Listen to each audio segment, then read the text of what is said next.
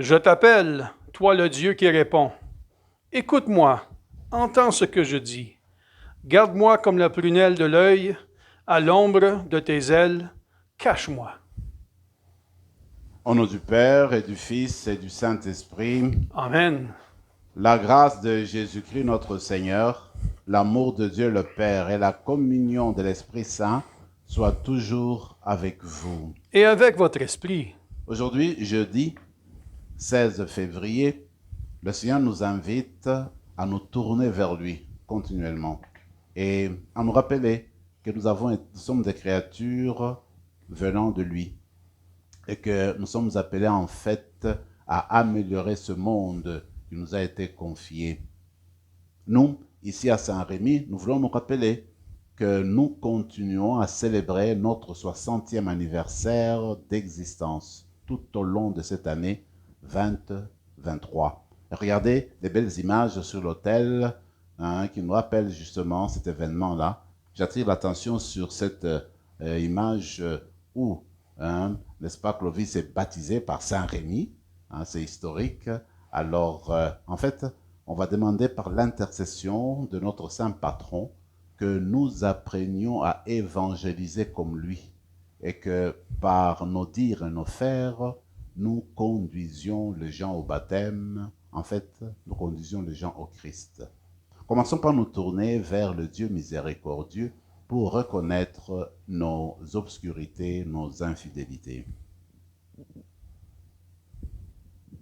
Prends pitié de nous, Seigneur. Nous avons péché contre toi. Montre-nous, Seigneur, ta miséricorde.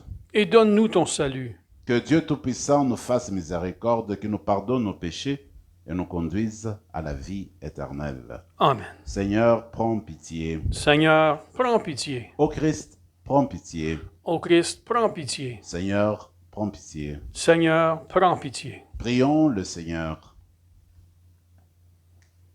Dieu éternel et tout-puissant, fais-nous toujours agir pour toi d'une volonté ardente et servir ta gloire d'un cœur sans partage. Par Jésus-Christ, ton Fils, notre Seigneur, qui règne avec toi et le Saint-Esprit maintenant et pour les siècles des siècles. Amen.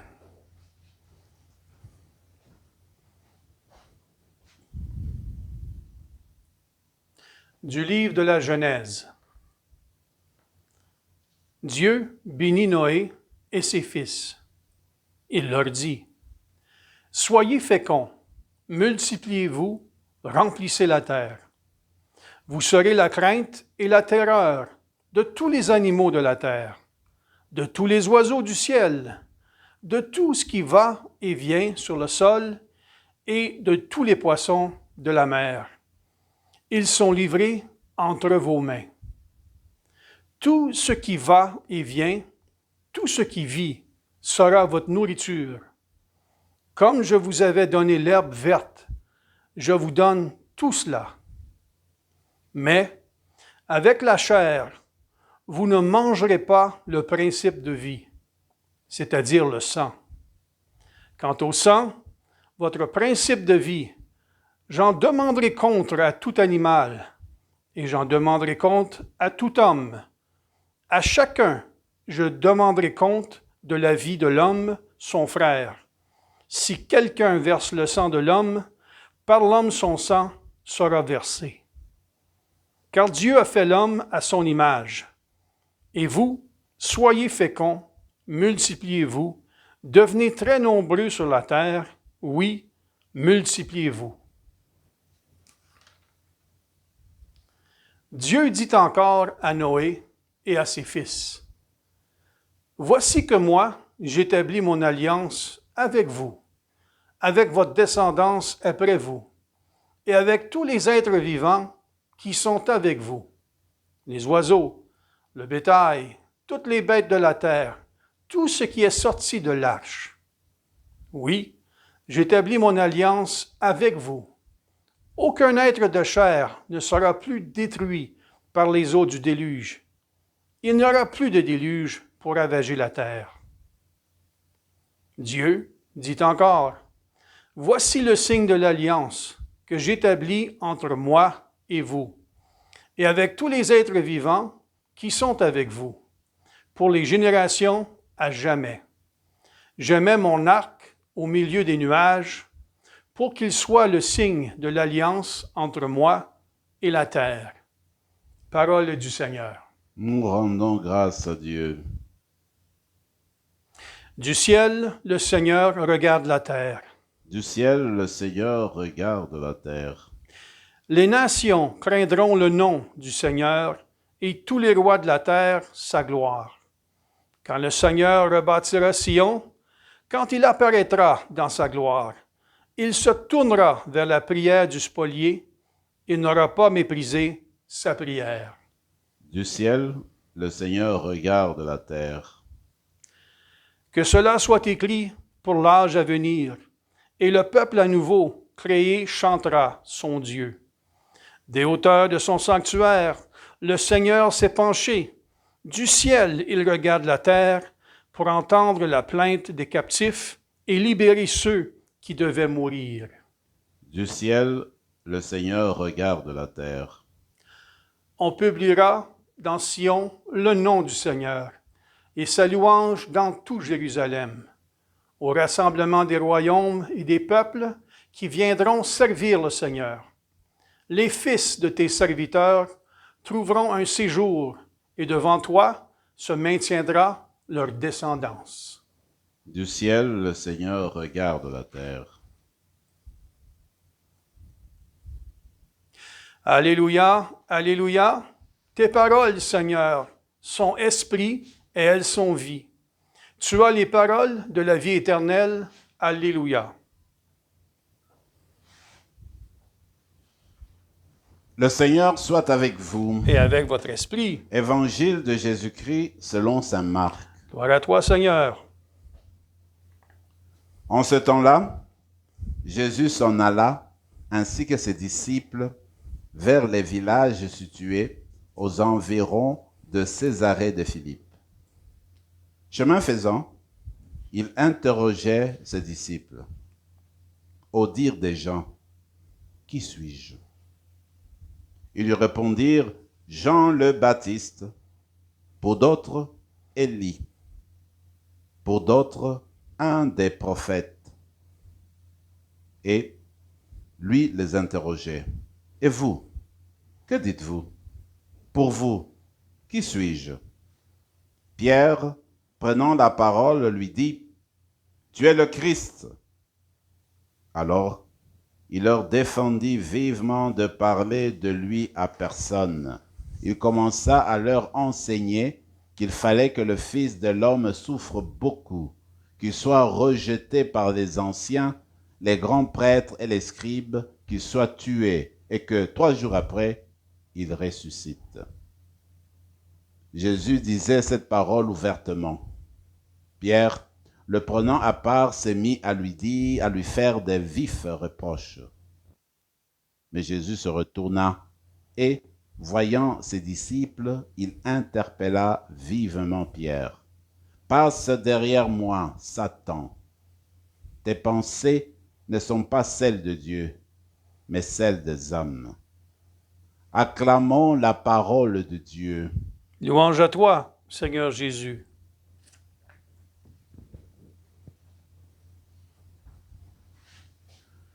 Nous continuons l'histoire de Noé.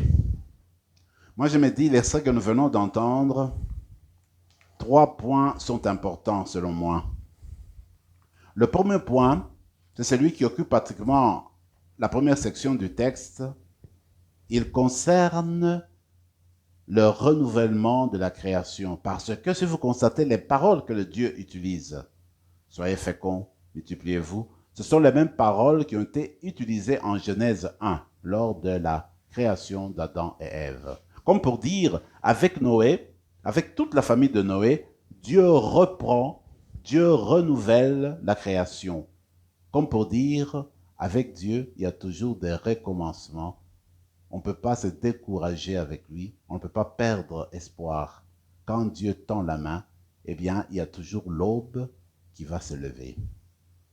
Le deuxième point, moi que je trouve important, c'est concernant l'être humain, parce que dans le premier récit de la création, le Seigneur va parler de l'être humain créé à son image et à sa ressemblance. Alors, s'adressant ici à Noé et aux membres de sa famille, le Seigneur rappelle que l'être humain est créé à son image et à sa ressemblance. Donc, personne ne doit verser son sang. Le Seigneur ici souligne, met en évidence la valeur de toute personne. Alors, quand nous regardons aujourd'hui, eh bien, la question qu'on doit se poser, est-ce que nous considérons la personne humaine comme celle qui a le plus de valeur sur la terre? Est-ce que notre cœur accueille toute personne parce qu'elle a été créée à l'image et à la ressemblance de Dieu? On ne doit jamais verser le sang d'une personne parce qu'elle est de Dieu, elle est venue de Dieu, elle a été créée par Dieu, elle porte le sceau de Dieu. Dans la célébration d'aujourd'hui, nous allons demander que le Seigneur raffermisse notre sens de respect, notre sens d'émerveillement devant chaque personne humaine. Parce que toute personne est le reflet de l'image de Dieu. Le dernier point concerne ce que nous connaissons très bien, l'arc-en-ciel. Alors, l'arc-en-ciel conclut en fait, en quelque sorte, l'histoire du déluge. Pourquoi? Le Seigneur s'est dit, écoutez, aujourd'hui, tel que je vois l'avancement des choses, je ne reviendrai jamais plus à ma première décision de faire descendre, de faire pleuvoir une grosse pluie, tout un déluge sur l'humanité et conduire l'humanité à sa perte. Je mets cet arc-en-ciel comme alliance pour dire, c'est une alliance entre moi et l'humanité. Je ne referai plus, il n'y aura plus de déluge pour conduire l'humanité à la déchéance, à la disparition.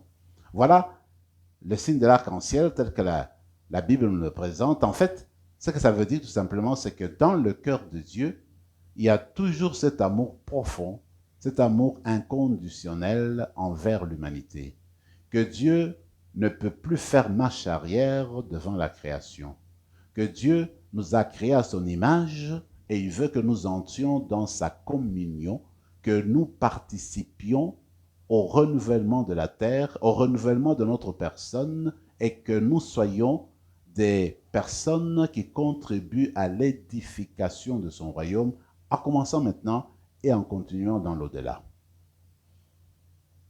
Regardez cet évangile que nous venons d'entendre.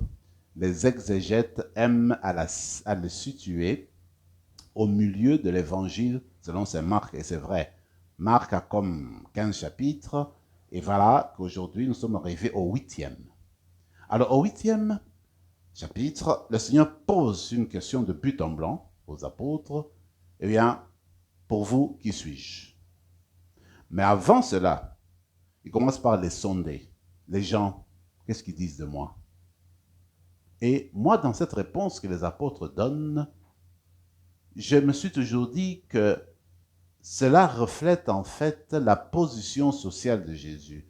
Jésus, durant son temps, était une personne de grande autorité, une personne populaire, de grande notoriété. Pourquoi? Parce que quand on reprend à sa question, on dit « Tu es Jean-Baptiste ». Mais Jean-Baptiste était bien connu. C'était celui vers qui venaient toutes les personnes de Jérusalem, de la Judée, de Galilée. Il est comparé à Jean-Baptiste. C'est pas tout. Et puis on dit « Et c'est un des grands prophètes ». C'est comme Élie. Élie était grand. Dans la tradition prophétique, Élie, c'est le prophète. C'est celui que Dieu envoie en fait pour renouveler l'histoire et qu'il n'a pas connu la mort, il reviendra pour annoncer la venue du Messie. Donc, Élie joue un grand rôle dans l'histoire biblique du peuple d'Israël. Voilà Jésus comparé à Élie, Jésus comparé à un des grands prophètes. Donc, pour moi, ces exemples que donnent les apôtres, révèlent que Jésus était bien connu, bien populaire durant son temps, parce qu'on le compare à ces personnages-là.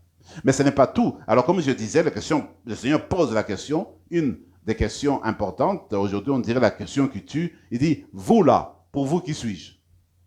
Alors là, les apôtres, ça c'est une question difficile. Elle est plus difficile que la première. Qu'est-ce que disent les gens de moi? Alors Pierre, au nom des apôtres, tu es le Christ. Mais le Christ, qu'est-ce que ça veut dire? Mais tu es celui que Dieu a envoyé, tu es celui qu'on a toujours attendu. Tu es le Fils de Dieu, tu es celui en fait qui va nous conduire à la libération. C'est toi le descendant de David. Voilà ce que ça voulait dire, le Messie. Jésus ne nie pas, mais il comprend tout de suite que le moment était venu de commencer à préparer ses apôtres à son type de messianisme. Quel type de Messie sera-t-il? Alors c'est pourquoi il dit, écoutez, d'accord, attention, je vais mourir, je vais souffrir, je vais être rejeté, et puis le troisième jour, je vais ressusciter. Mais les apôtres, avec Pierre, en commençant avec Pierre, ont difficile à gober cela, à accepter cela parce qu'ils se disent, mais c'est quoi ça? C'est quel type de Messie? C'est un Messie qui meurt, un Messie qui souffre, un Messie qui est rejeté. Mes amis, vous et moi, aujourd'hui, nous est posé la question, pour vous, qui suis-je? Qui est Jésus pour vous? N'allons pas chercher des réponses stéréotypées que nous connaissons déjà par cœur. Regardons notre expérience spirituelle. Qu'est-ce que Jésus nous apporte? Qu'est-ce qu'il y a du neuf chez lui? Qu'est-ce qu'il y a de spécial chez lui? Comment Jésus nous fait-il avancer dans la vie? Certainement que nous dirons que celui qui donne sens à notre vie, c'est lui qui est le chemin, la vérité et la vie. C'est lui qui nous ouvre les portes du ciel. C'est lui qui nous conduit vers la vie véritable, vers la paix véritable, vers l'amour véritable. Et cela au quotidien. Je finis avec cet exemple du pape François que j'avais beaucoup aimé. Quand il a été élu évêque de Rome, quand c'est fait, alors le jour où tu es élu évêque de Rome, dépendamment du temps aussi, mais la seconde activité à faire, c'est célébrer la messe, une messe avec les cardinaux, ceux qui t'ont élu. On appelle ça la messe de l'Église. Alors cette fois-là, l'évangile, c'était ce que nous venons de proclamer. Alors le pape disait aux évêques qui étaient là, aux cardinaux, il disait, vous savez, si on est vraiment évêque du Christ, prêtre du Christ, on est baptisé, on est fils de Dieu, on est fille de Dieu, on est baptisé vraiment fidèle au Christ, si dans notre conception du Christ, le Christ que nous suivons, nous mettons la croix entre parenthèses, nous détachons la croix du Christ, nous ne suivons pas le Christ de l'Évangile, nous ne suivons pas le vrai Fils de Dieu. Nous nous suivons nous-mêmes, nous cherchons notre gloire, nous cherchons des choses qui répondent à nos attentes humaines, à nos attentes orgueilleuses.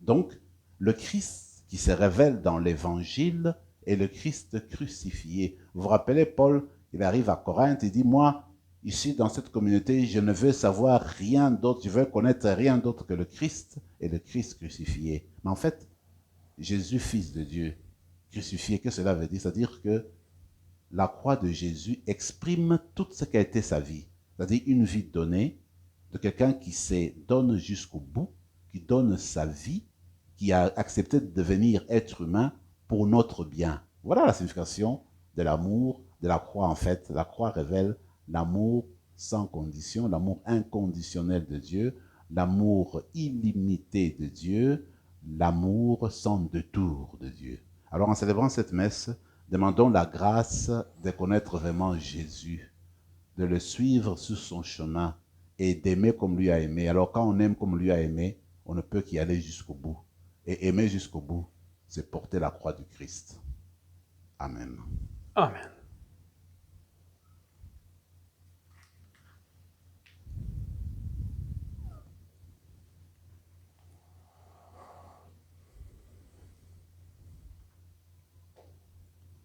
Tu es béni, Seigneur, Dieu de l'univers, toi qui nous donnes ce pain, fruit de la terre et du travail des hommes et des femmes.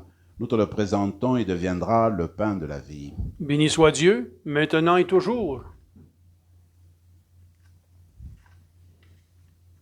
Comme c'est au sommet le vin pour le sacrement de l'Alliance, puissions-nous être unis à la divinité de celui qui a pris notre humanité. Tu es béni, Seigneur, Dieu de l'univers, toi qui nous donnes ce vin, fruit de la vigne du travail des hommes et des femmes. Nous te le présentons, il deviendra le vin du royaume éternel. Béni soit Dieu, maintenant et toujours. Humbles et pauvres, nous te supplions, Seigneur, accueille-nous, que notre sacrifice en ce jour trouve grâce devant toi. Lave-nous de nos fautes, Seigneur, purifie-nous de nos péchés. Prions ensemble, mes frères et mes sœurs, au moment d'offrir le sacrifice de toute l'Église. Pour la gloire de Dieu et le salut du monde. Accorde-nous, Seigneur, nous t'en prions, de te servir d'un cœur libre. En te présentant ces dons, puissions-nous, par un effet de ta grâce, être purifiés par ces mystères que nous célébrons, par le Christ notre Seigneur. Amen. Le Seigneur soit avec vous. Et avec votre esprit, Élevons notre cœur. nous le tournons vers le Seigneur. Rendons grâce au Seigneur notre Dieu. Cela est juste et bon. Vraiment, il est juste et bon, pour ta gloire et notre salut, de t'offrir notre action de grâce toujours et en tout lieu, Seigneur, Père très saint, Dieu éternel et tout-puissant. C'est par ton Fils bien-aimé que tu as formé les genres humains, et c'est encore par lui que, dans ta grande bonté, tu le renouvelles. Voilà pourquoi toutes les créatures te servent. Le peuple que tu as racheté célèbre ta louange. Les saints te bénissent d'un seul cœur. Et déjà, nous pouvons te louer avec tous les anges et, dans la joie, nous ne cessons de proclamer. Saint, Saint, Saint. Le Seigneur, Dieu de l'univers, le ciel et la terre sont remplis de ta gloire. Hosanna au plus haut des cieux. Béni soit celui qui vient au nom du Seigneur. Hosanna au plus haut des cieux. Toi qui es vraiment saint, toi qui es la source de toute sainteté, Seigneur, nous te prions. Sanctifie ces offrandes en répandant sur elles ton esprit, qu'elles deviennent pour nous le corps et le sang de ton Fils Jésus-Christ notre Seigneur. Au moment d'être livré et d'entrer librement dans sa passion, il prit le pain. Il rendit grâce, il le rompit et le donna à ses disciples en disant « Prenez et mangez-en tous, ceci est mon corps livré pour vous. »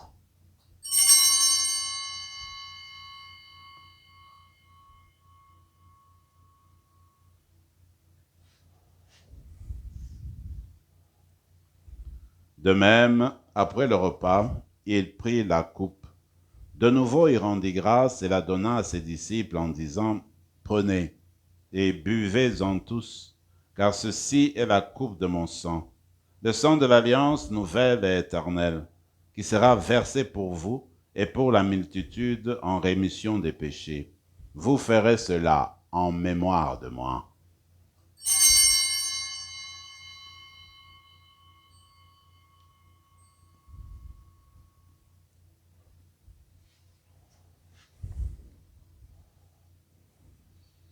Acclamons le mystère de la foi.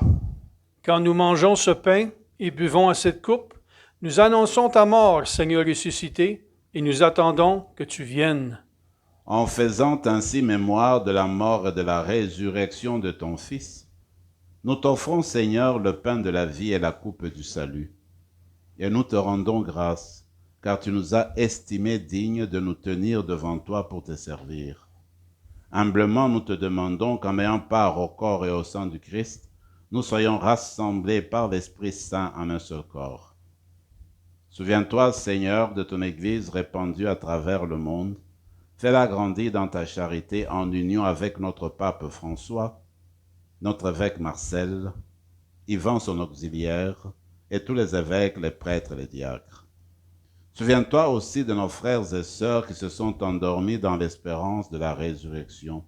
Et souviens-toi dans ta miséricorde de tous les défunts. Accueille-les dans la lumière de ton visage. Sur nous tous, enfin, nous implorons ta bonté. Permets qu'avec la Vierge Marie, la bienheureuse Mère de Dieu, avec Saint Joseph son époux, les apôtres, Saint Rémy et tous les saints qui ont fait ta joie au long des âges, nous ayons part à la vie éternelle et que nous chantions ta louange et ta gloire par ton Fils Jésus, le Christ.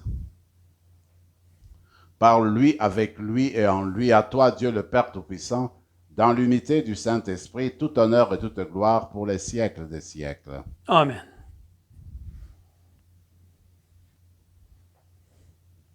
Unis dans le même esprit, nous pouvons dire avec confiance la prière que nous avons reçue du Sauveur. Notre Père Qui es aux cieux, que ton nom soit sanctifié, que ton règne vienne, que ta volonté soit faite sur la terre comme au ciel. Donne-nous aujourd'hui notre pain de ce jour. Pardonne-nous nos offenses, comme nous pardonnons aussi à ceux qui nous ont offensés, et ne nous laisse pas entrer en tentation, mais délivre-nous du mal. Délivre-nous de tout mal, Seigneur, et donne la paix à notre temps. Soutenus par ta miséricorde, nous serons libérés de tout péché, à l'abri de toute épreuve, nous qui attendons que se réalise cette bienheureuse espérance, l'avènement de Jésus-Christ, notre Sauveur. Car c'est à toi qu'appartient le règne, la puissance et la gloire, pour les siècles des siècles. Seigneur Jésus-Christ, tu as dit à tes apôtres, je vous laisse la paix, je vous donne ma paix. Ne regarde pas nos péchés, mais la foi de ton Église. Pour que ta volonté s'accomplisse, donne-lui toujours cette paix et conduis-la vers l'unité parfaite, toi qui vis et règnes pour les siècles des siècles. Amen. Que la paix du Seigneur soit toujours avec vous. Et avec votre esprit, Agneau de Dieu, qui enlève le péché du monde, prends pitié de nous. Agneau de Dieu, qui enlève le péché du monde, prends pitié de nous. Agneau de Dieu, qui enlève le péché du monde, donne-nous la paix. Seigneur Jésus-Christ, que cette communion à ton corps et à ton sang n'entraîne pour nous ni jugement ni condamnation, mais que par ta bonté, elle soutienne notre esprit et notre corps et nous donne la guérison.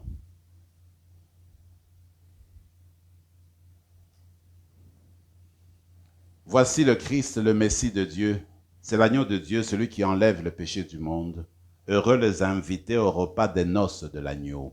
Seigneur, je ne suis pas digne de te recevoir, mais dis seulement une parole et je serai guéri. Que le corps et le sang du Christ nous gardent pour la vie éternelle. Amen.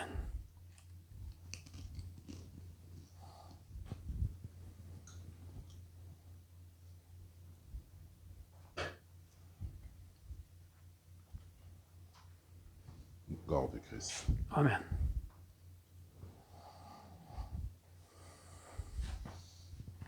Prenons maintenant quelques moments de silence et de prière dans nos cœurs.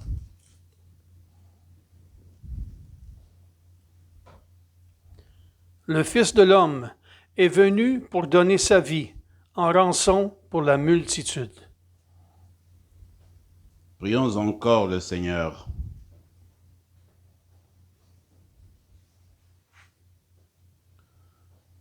Dans ta bienveillance, reste auprès de ton peuple, nous t'en prions Seigneur, puisque tu l'as initié au sacrement du ciel, fais-le passer de ce qui est ancien à la vie nouvelle, par le Christ notre Seigneur. Amen. Le Seigneur soit avec vous, Et avec votre esprit. et que Dieu Tout-Puissant vous bénisse, le Père, le Fils et le Saint-Esprit. Amen. Allez dans la paix du Christ. Nous rendons grâce à Dieu.